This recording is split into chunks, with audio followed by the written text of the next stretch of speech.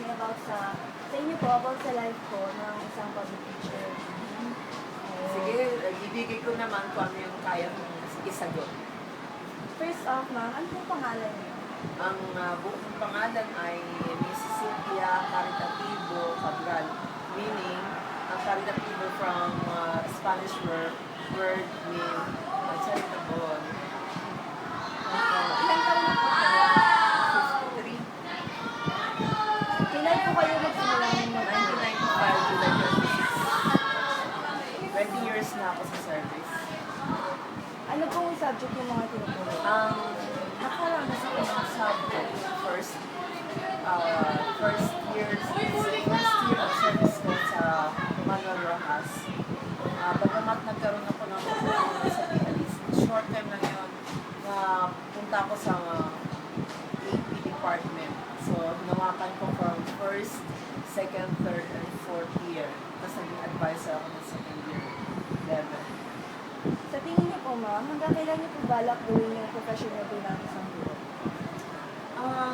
Sa totoo lang, kaya gusto kong idire-diretso hanggang sa 65 ako dahil talagang ito ang ano ko. Ito ang mean of life namin.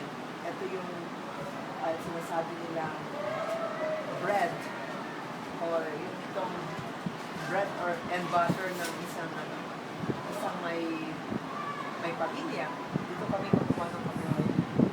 Masaya naman po ba kayo sa trabaho niyo? Oo naman. Kaya lang napaka-challenging sa mga teacher. Hindi siya madali. Mahirap siya kasi na-encounter mo ang problema ng bawat personalidad na sa pamamagitan ng aral sa sitwasyon ng mga kabataan ng estudyante.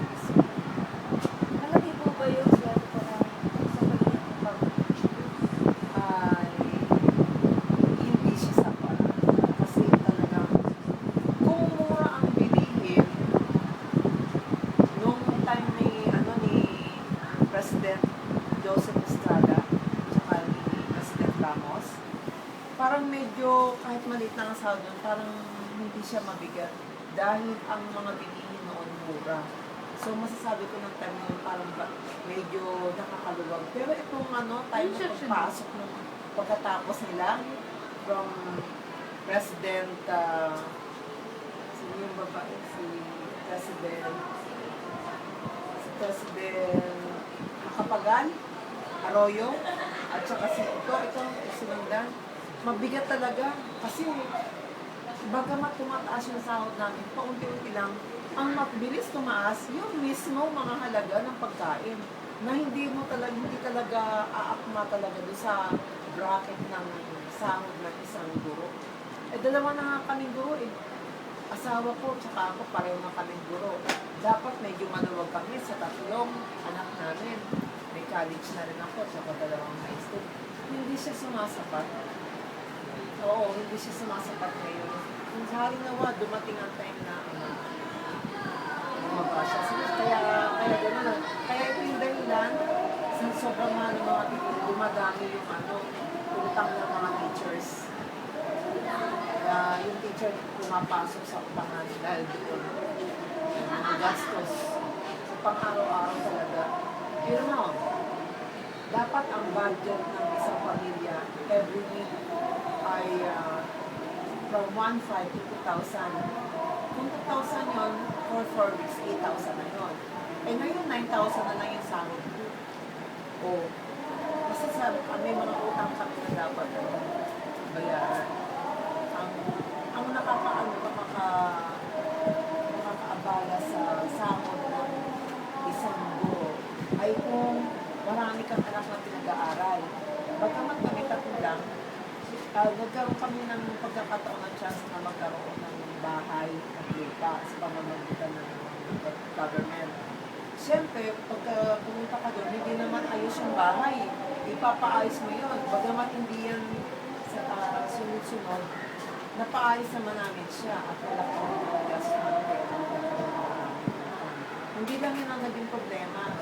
Nagkaroon ng sakit na mabigat doon sa side sa asawa ko. Lalo rin sa amin, pareho sila may cancer. Yung kapatid ko namatay. sa kanya naman, nakaligtas sa cancer. So, may mga bagay talaga na hindi mo inaasahan na biglang pumapasok. Siyempre, hindi naman pa pwedeng hindi ka tutulong, kapatid mo yun. O wala rin naman silang ibang hinihinga ng tulong. Kundi rin naman sa ano, dahil kami ang mga katatandang kapatid. Ganun yun. Kahit na may mga kapatid din ako na nasa abroad, hindi pa rin sapat na na makatulong din sila sapagkat may pamilya rin sila at gano'n din may ginagastusan sila na puro college. Eh kami nasa university, sa State University yung kapatid anak ko. Tapos high school pa lang na anak ko rin na dalawang mas bata. Public naman sila. Pero doon sa mga kapatid ko palibasa nag-a-abroad sila. Ano naman, private school. So, parang yung mga sinasahod namin, puro pantay-pantay lang. Hindi mo masabi na, kung sumasahod ng ganyan, malaki. Tapos, pagdating dito, laki rin ng ng ginagastos, hindi rin sumasapat yung pera. Yun talaga ang unang-una nakakasagabal niya, may sakit, nagpaayos ka, matindi yung sakit.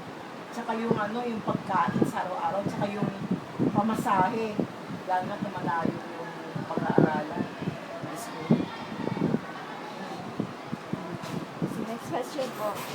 Ano po yung nakukuha ang benefits sa pagiging